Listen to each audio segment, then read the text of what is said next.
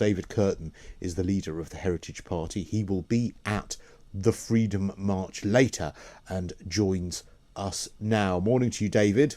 Morning, Chris Day. So what's happening? Why are you going to this march? What is it all about, and why do you feel you want to go there? Yeah, well, these freedom marches have been going on for the last year and a half, and I was at the very first one, which just had about 50 people in, and they've grown and grown and grown over the last 18 months. But now we're in a new situation where the government and the MPs obviously have passed vaccine passports for England, and that was something that we've been warning about for months and months and months, initially called conspiracy theorists, but now that's happened. And that is something that is going to fundamentally change the nature of the relationship between the government and the states. And they're also threatening perhaps to bring in vaccine mandates later on. I mean, Boris Johnson has said we need to have a conversation about vaccine mandates, compulsory vaccination. And we've got the situation in Austria where now citizens are going to be fined nearly €1,000 a month if they choose, which is their right, not to have a vaccination. And on top of that, now, yesterday, the government is threatening a lockdown, another lockdown, which we really just don't need, because whatever you think about COVID, this Omicron variant is clearly not as serious as the first wave. The first wave, there was a doubling in total mortality for 2 months. Yes, that happened, but then that was over by June 2020. Now we have this new variant that's essentially, even according to Angela Coetzee, the health secretary of South Africa, just like a common cold. All right, but there are going to be some people listening to you, David, this morning, or hearing what you're saying you're being awfully irresponsible by talking like this, because it's better to be safe than sorry.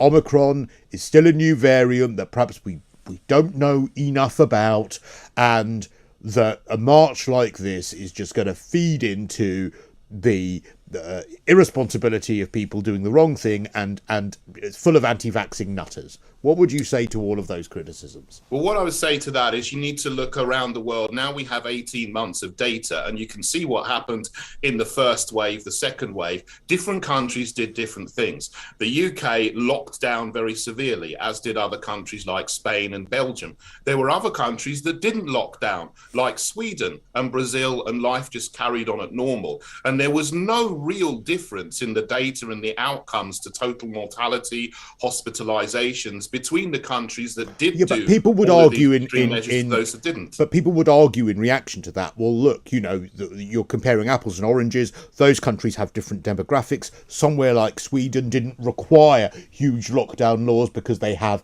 a culture which is far more I don't want to say dependent on the state, but far more likely to listen to what government tells you. They have a system of much bigger government in Sweden. So therefore, it's a false equivalence. What would you say to that? No, I wouldn't say it's a false equivalent, because I'm not just looking at two countries, the UK and Sweden. I'm looking around the world. And if you bring into the mix, for example, Sweden, Brazil, Belarus, all very, very different countries, but they are countries that didn't have these lockdown measures, and they were no worse off than the UK, and in many cases better than the UK. So if you look at all the 200 countries in the world in the round, then you can see, you've got a bigger data set there. Then there is no general difference between countries that did put in place these measures and those that didn't, which is why I would say now we don't need to put in these measures, because viruses, as we know, as they go on, they become perhaps more transmissible but less virulent. Well, then what is going on? Because Omicron is doubling every 1.5 days. I mean, that is a fact. There are many virologists, many members of SAGE, that would be taking massive issue with what you're saying at the moment, David. Some people might say, well, look, what the hell do you know that they don't? I'm not a virologist, you're not a virologist, so how are you in a position where you can make these statements, and they are the ones who are the scientists who are in the know? Well, I'm not a virologist, but I am a scientist. I mean, I have a degree in chemistry. I was a science teacher for 20 years before I got into politics. So I do know quite a bit about science, even though, my virology might be rudimentary. But, what you're saying there is a couple of things. Cases are doubling every 2 days, but that's based on the Drosten PCR test. And you know that PCR test, it gives a very, very high rate of false positives because it's run on, very high numbers of thermal cycles over what the World Health Organization says is useful and to actually give a genuine positive result. What we need to look at are hospitalizations and the seriousness of hospitalizations and total mortality. And yes, hospitalizations have gone up a small amount. I think in London it's 33%. In the whole of the UK, it's about 7% over the last week. But deaths and mortality from COVID-19 over the last week have actually gone down. And I have to say, and by the way, actually, I fundamentally now agree with quite a lot of what you said. But as always, it's my job to hold your position to account. But I do want to just say that we are now in a situation where Omicron, I mean, it has gone up since yesterday. It would be fair to say that yesterday it was about 16 confirmed hospitalizations. In the last 24 hours, that has gone up to 65 confirmed hospitalizations, so just over sort of 4 times the amount. However, we're still on 1 death from Omicron, and that was someone in their 70s. With Omicron, not from. Not. We don't know that it was of Omicron, but we do know that it was with Omicron. We also know it was someone who was most likely, from what we know, unvaccinated and in their 70s. So we're not seeing a huge wave of the kinds of deaths we saw with Alpha or Delta. And we're also, if we look at the data from South Africa at the moment, really encouraging stuff. If you read Bloomberg and if you read some of the South African press this morning, saying that actually they have gone past their peak of Omicron, and their hospitalizations also went up. They're saying other places should expect their hospitalizations to go up, but they've actually got more people in hospital with mild symptoms than they have more severe symptoms, and the length of stay in hospital is between 3 and 4 days, whereas with Delta it was double that amount of time. So they're not saying actually, look, it's nothing to worry about at all. They're just saying, look, it's not as worrying as perhaps we are being led to believe here in the UK.